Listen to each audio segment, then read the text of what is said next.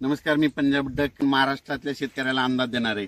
राज्यातल्या शेतकऱ्याला सांगू इच्छितो फक्त मार्चच्या शेवटच्या आठवड्यात म्हणजे 20 मार्च नंतर राज्यात मात्र अवकाळीचं सावट राहणार आहे।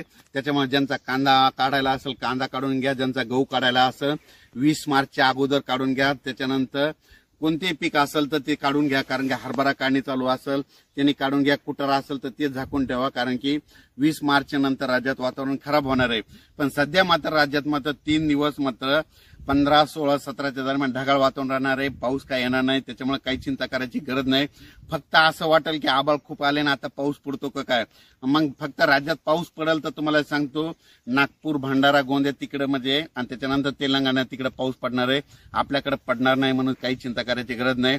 फक्त 20 मार्चच्या नंतर मात्र राज्यात चांगलंच वातावरण खराब होणार आहे, म्हणून हा अंदाज लक्षात घ्यायचा। धन्यवाद।